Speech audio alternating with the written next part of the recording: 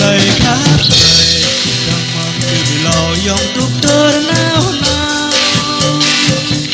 chiếc lời bác trời đừng mong từ bị lò dòng thuốc tơ nào nào càng thôn này cố gắng buông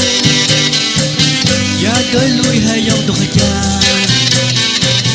chỉ ngài chiếc trời ra này lúc tết mơ hay cờ gió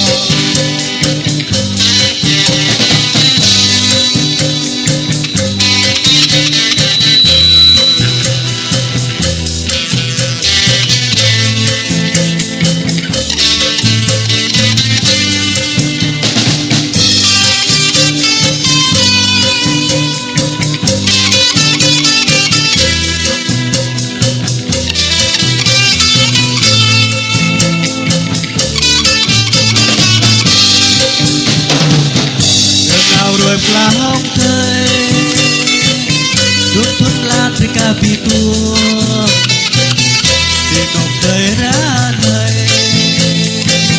dòng đoàn đời mong bố đời đời giờ thì hết đời nét xếp chết trong gió tơ ngày chiên đời ra này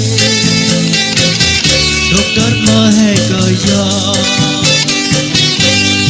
lời khắp trời đừng mong từ bị lò dòng thuốc tơ nào nào chiếc lời bác trời đừng mong từ bị lò dòng thuốc tơ nào nào các thôn này vô các vô